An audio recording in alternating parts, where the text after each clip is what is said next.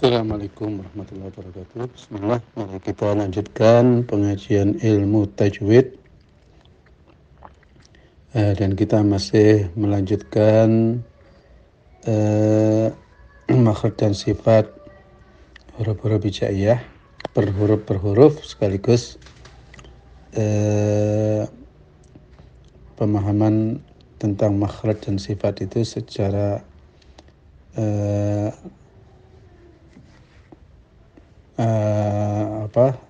detail gitu ya. Kita sampai pada huruf qaf. Qaf memiliki satu nama saja, qaf. Makhrajnya huruf qaf keluar dari pangkal lidah,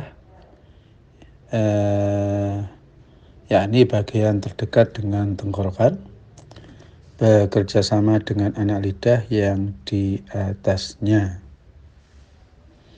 Adapun cara kerjanya ialah pangkal lidah dan anak lidah saling mendekat, kemudian suara dikeluarkan dengan dorongan nafas. Sifat-sifatnya, qaf memiliki 6 sifat. Yang pertama berkaitan dengan nafas. Qaf ini jahar, yakni nafas ditahan. Kemudian berkaitan dengan suara, qaf ini suaranya tertahan. Ak, yakni ketika diucapkan ak tertahan, setelah dikolkolkan ak juga tertahan, tidak bisa mengalir suaranya.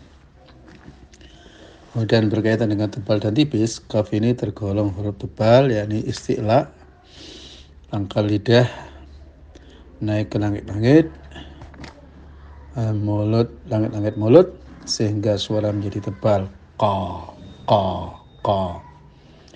Selanjutnya infitah, yakni pojok lidah tidak melekat ke langit-langit. Ini pojok lidah ini jangankan menempel, mendekat saja tidak.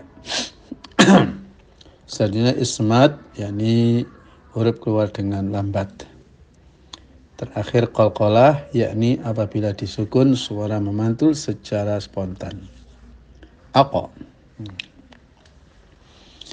Iya, perhatian khusus untuk qaf, makhrajnya jangan sampai mubalaghah atau berlebih-lebihan atau takalluf, terasa berat. Jadi cukup qa, aqa. Karena makhraj qaf itu sangat berdekatan dengan kaf, ia hanya ke dalam sedikit saja. Dalam hal ini baik sekali bila kita dengar dan kita mendengarkan dan menyontoh para qari Arab yang masyhur ketika mengucapkan huruf qaf, baik dalam keadaan berharakat maupun sukun. Di seluruh negara Arab tidak ada orang mengucapkan qaf itu qaf, ya. Paling-paling kalau bahasa pasaran untuk Mesir itu qaf itu dibaca lebih mudah lagi, yaitu menjadi hamzah. Urzuqni jadi urzuqni, ya. Qala menjadi al. Abdul Qadir menjadi Abdul Atir. Kemudian di Yaman malah qaf ini menjadi g, jadi qal menjadi gal. Al-gail yang berkata. Qalbi menjadi galbi, qamis gamis, ya. Tapi kalau untuk baca Al-Quran, ya seluruhnya mengucapkan qaf itu qaf. Dan kalau dulu itu ada sebagian guru-guru yang mengajarkan pengucapan qaf itu qaf, ya memang ada yang mereka itu meyakini bahwa itu yang betul. Tapi ada juga yang tidak meyakini itu yang betul, tapi metode pengajaran awal ke anak-anak itu seperti itu. Tapi nanti kalau sudah lancar, maka qafnya diperhalus menjadi qaf, qaf. Latihan qaqiqu baqa. Qukong. Perhatikan kalau ada nun mati bertemu qaf, maka ikhfa'nya, dengung ikhfa'nya menebal. Qong, meong, ya. Qukong qani qaqna minal muqni maqiqong qaniqa. قتل يقتل قتلا ومقتلا فهو قاتل وذاك مقتول اقتل لا تقتل مقتل مقتل مقتل. Perhatikan bahwa pantulan qalqalahnya qaf itu bukan ke arah atau u, bukan mana uktul menjadi uk, bukan ke, bukan uku, tapi uqa, ya, aqa, qa.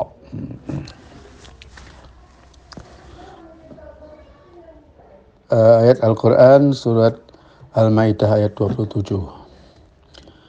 Watsnu alaihim naba'a bani Adam bil haqq إذ قربا قربانا فتقبل من أحدهما ولم يتقبل من الآخر قال لأقتلنك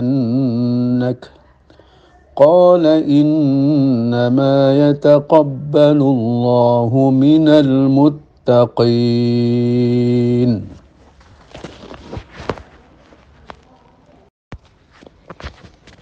Selanjutnya huruf kaf, namanya satu saja, kaf. Makhrajnya, kaf keluar dari pangkal lidah bagian atas agak ke depan sedikit dari makhraj qaf. Bekerja sama dengan langit-langit mulut yang lurus di atasnya. Adapun cara kerjanya ialah pangkal lidah tersebut diangkat ke langit-langit. Nah, kemudian suara dikeluarkan dengan dorongan nafas. Jadi biar jelas apa perbedaan qaf dengan kaf. Perbedaan yang pertama, qaf lebih dalam daripada kaf. Yani kaf maju ke depan sedikit. Yang kedua, qaf kerjanya adalah dengan anak lidah, sedangkan kaf kerja samanya adalah dengan langit-langit mulut. Sifat-sifat. Kaf hanya memiliki 5 sifat saja, yaitu pertama hams, angin mengalir.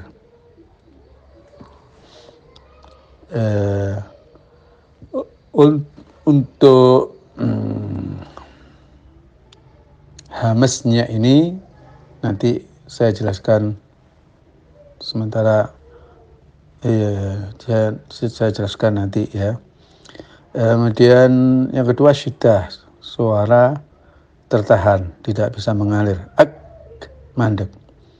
Istifal, yakni pangkal lidah tidak dinaikkan sehingga suara menjadi tipis. Ka, bukan qa, tapi ka. Nomor 4, infitah, yakni pojok lidah tidak melekat ke langit-langit. Ismat, yakni huruf keluar dengan lambat. Perhatian khusus untuk qaf, untuk kaf ya, untuk kaf. Pertama makhrajnya, pangkal lidah jangan terlalu ke dalam agar tidak menjadi qaf. Khususnya ketika berharokat kasrah dan dhammah. Ya. Kalau kaf itu ki, kalau kaf qi. Jadi ki dengan qi sudah beda. Kalau dhammah kaf ku, kalau kaf qu, ya. Kalau fathah ya lebih mudah lagi dibedakan ya. Qa dengan ka. Yang kedua sifat hamsnya. Sifat hamsnya baru dikeluarkan setelah sifat syiddah. Ya, ini suara ditahan lebih dahulu, baru nafas dilepas. Dalam hal menghembuskan huruf kaf, praktek guru-guru Al-Quran berbeda-beda. Di Saudi Arabia dan beberapa negara Arab lainnya, mereka menghembuskan kaf dalam keadaan apapun, baik dalam keadaan berharokat maupun dalam keadaan sukun. Sedangkan di Syria dan beberapa negara Arab lainnya, mereka menghembuskan kaf kalau dalam keadaan berharokat itu sedikit sekali ya. Mengapa? Karena untuk mengalirkan nafas ini terhalang dengan tertahannya suara. Jadi nafas itu bisa mengalir banyak apabila keluar bersama-sama keluarnya suara. Nah ini suara ditahan. Kemudian nafasnya dikeluarkan setelah suara ditahan. Jadi nafasnya tinggal ya. Berbeda dengan umpamanya shin, ash, sekaligus aliran nafas, sekaligus aliran suara.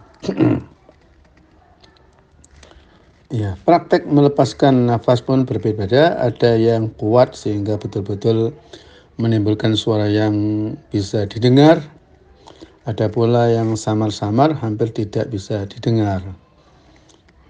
Hamisnya kaf berbeda dengan cara mengucapkan hamisnya kaf, dan perbedaan cara pengucapannya juga berlaku pada ta.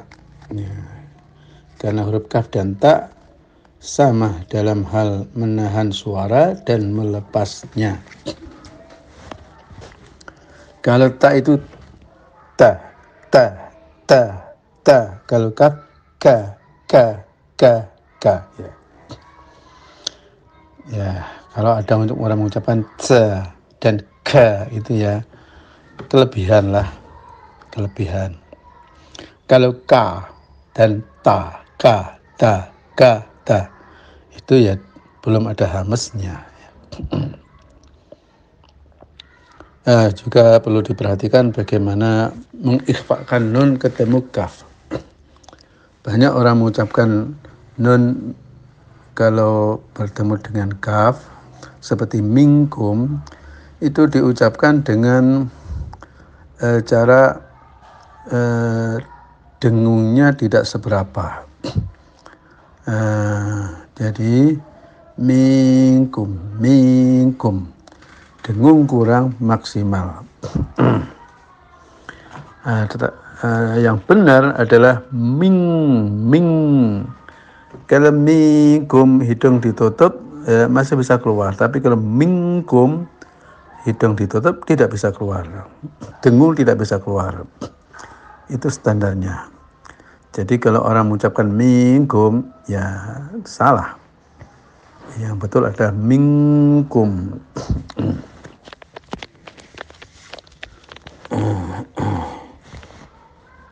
Umumnya korek-korek di Arab membaca seperti itu. Di Indonesia ini rupa-rupanya ya ada beberapa korek yang entah kurang menangkap pelajaran dari guru, ataukah memang gurunya itu mengajarkan seperti itu. Minkum. Sekali lagi yang betul minkum.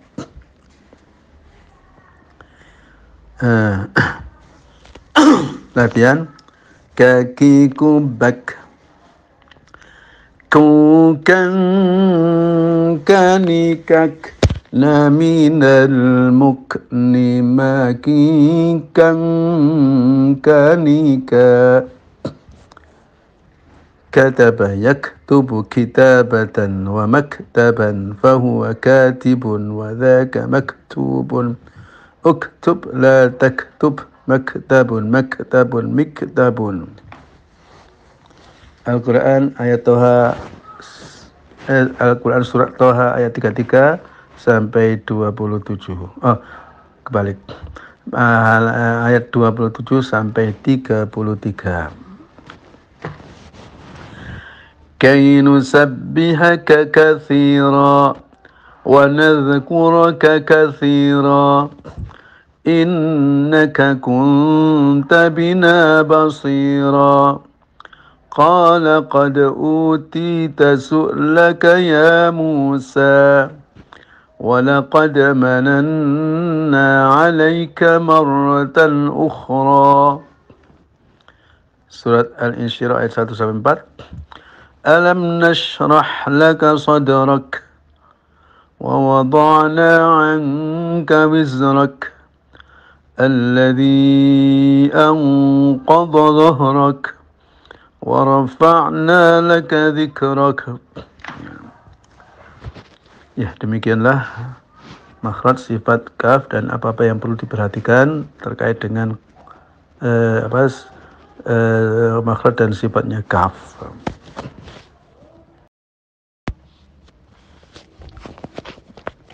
Selanjutnya huruf lam. Lam hanya memiliki satu nama, yaitu lam. Huruf lam keluar dari tepi lidah agak ke depan. Tapi agak ke depan. Berbeda dengan dot. Dot itu tepi agak ke belakang.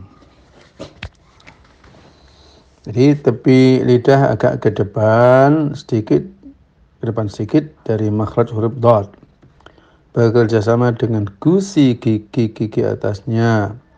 Adapun cara kerjanya ialah tepi lidah tersebut ditempelkan ke gusi-gusi yang atas, kemudian suara dikeluarkan dengan dorongan nafas. Adapun sifat-sifatnya, pertama jahar, yakni suara nafas tidak mengalir. Yang kedua tawassut. Nah, ini antara menahan suara dengan melepasnya, antara, ya. Seperti lam disukun berbunyi tidak al. Kalau alham, ini terlalu menahan. Alham, ya ini terlalu melepas dan mengalir. Yang betul al. Infitah, yakni pojok lidah tidak melekat ke langit-langit mulut, kecuali kalau lam itu lafaz Allah, ya. Maka dia itu lebih dulu ini istifal, ya. Istifal yakni pangkal lidah tidak dinaikkan sehingga suara huruf menjadi tipis. Ya, la. Kecuali kalau lam itu adalah lamnya lafaz Allah, maka dia ditebalkan. Cuman penebalan lam ini tidak dikatakan isti'la. Penebalannya ini disebut taghlidh.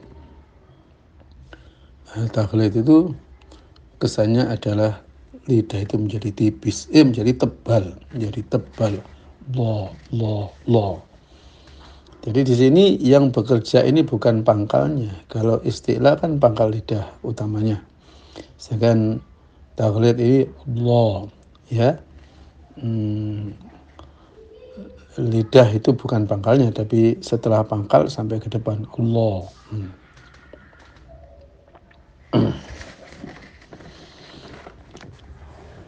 Kemudian infitah, pojok lidah tidak melekat ke langit-langit mulut.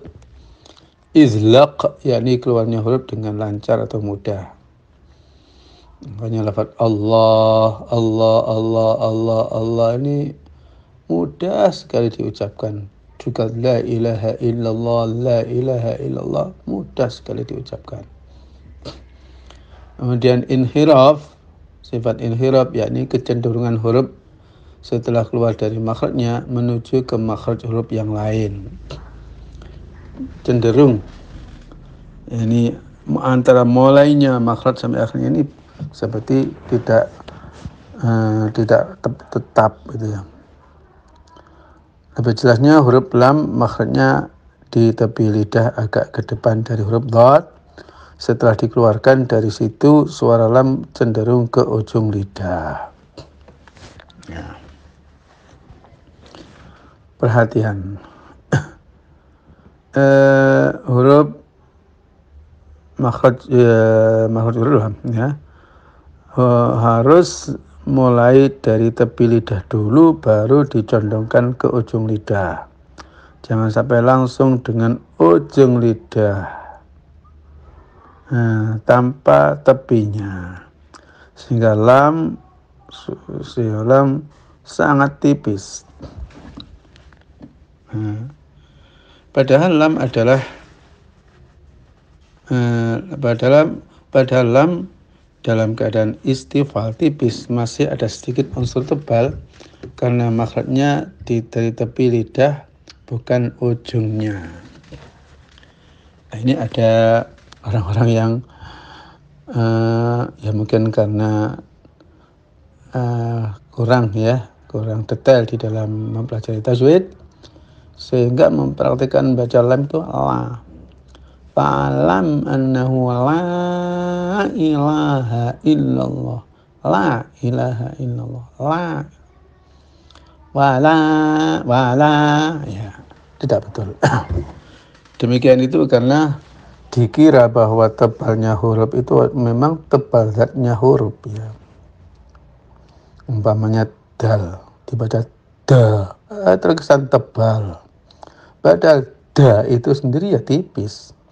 Standar tebal itu adalah apabila di fathah bisa berbunyi o. Da tipis do tebal. Ya. La tipis lo tebal. Jadi lam itu walaupun dibunyikan la itu masih tetap tipis. Walaupun tidak betul ya. Tidak betul lah dibaca la ya. Tetapi jangan Allah. Itu memindahkan makhrajnya dari tepi ke pojok ya. Ya, cara mempraktekkan sifat tawassut bagaimana? Bagaimana caranya lam sukun itu suaranya betul-betul di pertengahan antara menahan dan melepas. Bila dibaca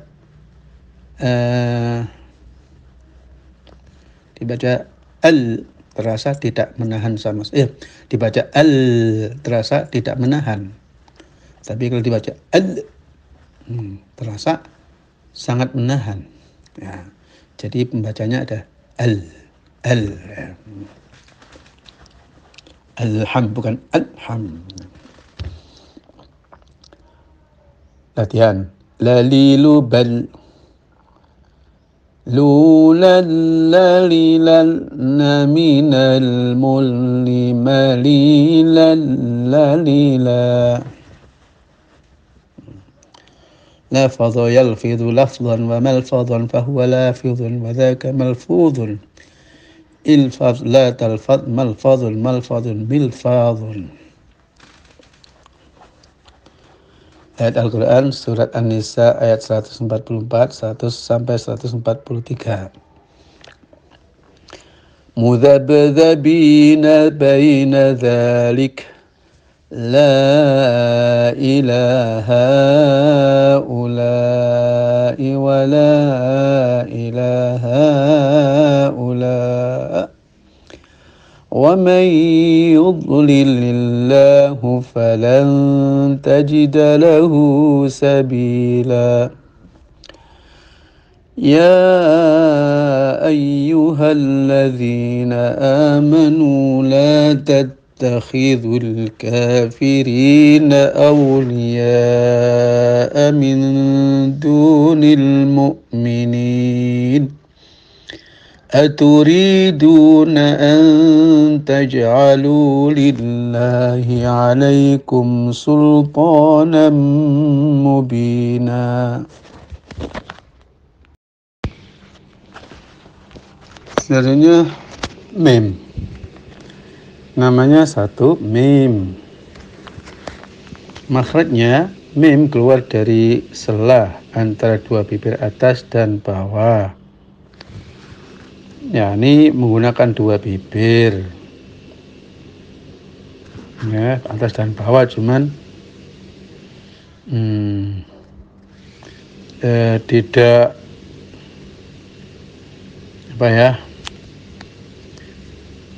menggunakan bibir atas dan bawah dipertemukan, cuman bibirnya ini adalah bibir luar, bukan bibir dalamnya. Ya, bukan bibir merahnya. Adapun cara kerjanya ialah dua bibir atas dan bawah bagian luarnya merapat dan sedikit ditekan. Kemudian suara dikeluarkan dengan dorongan nafas. Cara kerja ini berbeda dengan makhrajnya ba, yang mana dua bibir merapat. Dua bibir yang merapat itu adalah bagian dalamnya dan tanpa ada tekanan. Kalau ba tanpa ditekan, kalau mim ditekan, ya. Sedangkan wawu kedua bibir sedikit merenggang. Makhraj mim yang demikian ini adalah khusus untuk mim yang diizharkan dan yang berharokat. Adapun yang diidghamkan, yang diikhfakan dan yang bertasdid, makhrajnya ada di pangkal lidah. Ya.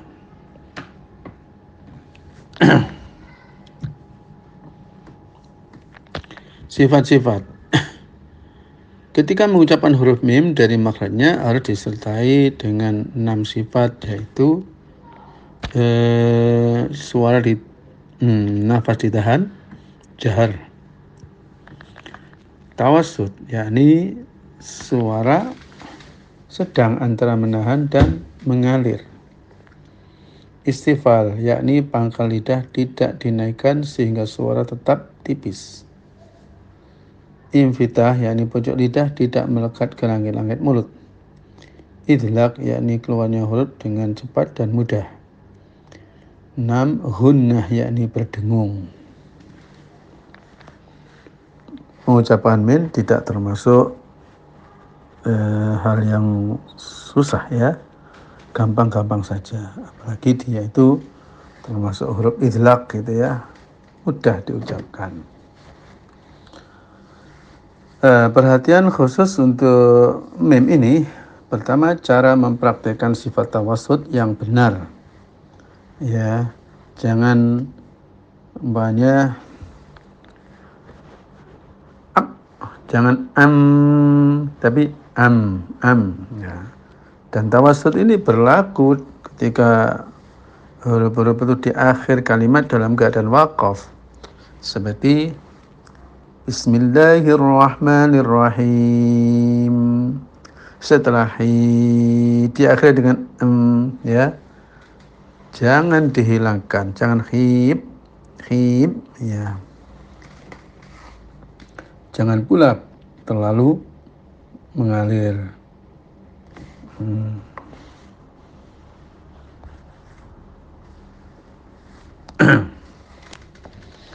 Yang kedua, sifat gunnah jangan sampai dihilangkan. Jangan mengucapkan mim dalam keadaan izhar tanpa ada dengung sama sekali. Pastikan ada dengung satu harokat. Perlu diketahui bahwa huruf mim dan nun itu selalu berdengung dalam keadaan apapun.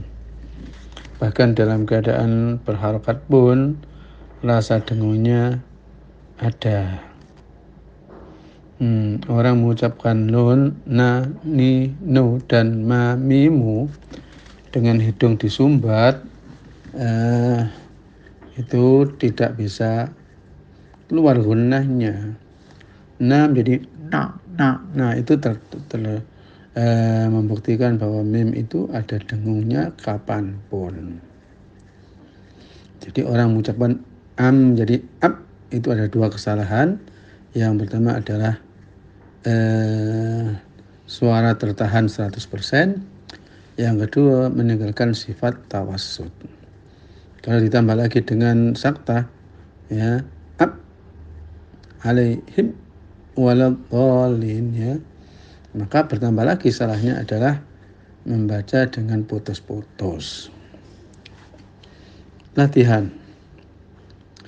Mamimu bam ممن من الممن ميما ميما مسح يمسح مسحا وممسحا فهو ماسح وذاك ممسوح امسح لا تمسح ممسح ممسح ممساح. Ayat Quran, Qila ya Nuhu ihbit bisalamin minna wa barakatin alaik wa ala umamin mimman ma'ak wa umamun sanumatti'uhum thumma yamassuhum minna 'adzabun alim.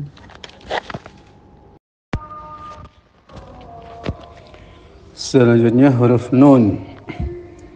Nun hanya memiliki satu nama, yaitu nun. Makhrajnya, huruf nun keluar dari ujung lidah lebih ke depan sedikit dari makhrajnya lam, bekerja sama dengan gusi-gusi atasnya. Adapun cara kerjanya ialah ujung lidah tersebut ditempel ke gusi gigi atasnya, kemudian suara dikeluarkan dengan dorongan nafas. Ya, makhraj nun yang demikian ini adalah makhraj nun apabila dalam keadaan izhar dan keadaan berharokat. Adapun yang bertasydid, yang idgham, yang iqlab dan ikhfa, maka makhrajnya ada di pangkal hidung.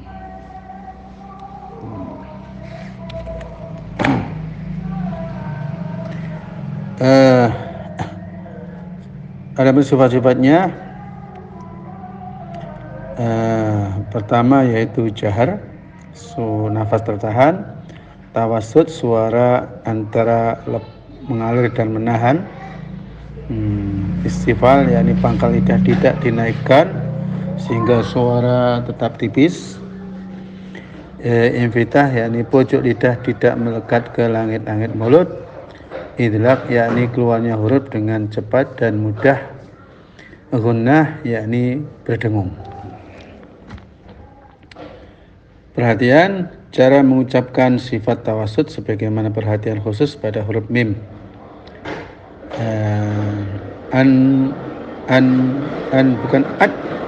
Bukan an.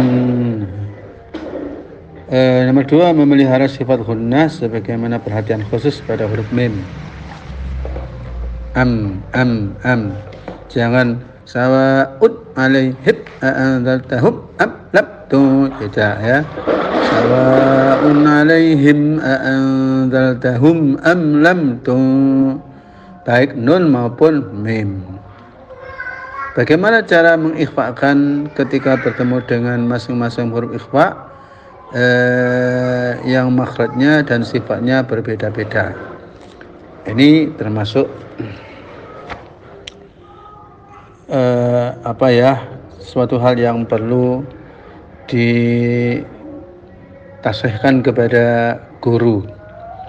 Suara nun mati bila bertemu huruf ikhfa ini menjadi bermacam-macam, berbeda dengan izhar. Izhar pokoknya yang penting nun berbunyi an. Tapi kalau ikhfa bisa ang, bisa aung, bisa ai, bisa bermacam-macam karena tergantung pada huruf yang dihadapi. Salah apabila ikhfa itu seluruhnya adalah ang, ya. Ada ikhfa yang dengungnya tebal, ada yang tipis, ya. Seperti itu juga. Latihan. Nani nuban nunan naninan naminal munni maninan nanina. Naqala yanqulu naqlan wa manqalan fahuwa naqilun wa dhaka manqulun Qul la tanqul man qalul min qalun. Quran surat Ali Imran ayat 16 sampai 17.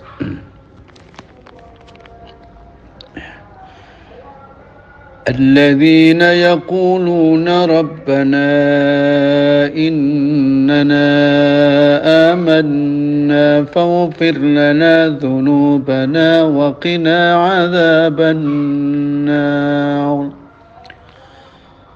الصابرين والصادقين والقانتين والمنفقين والمستغفرين بالأسحار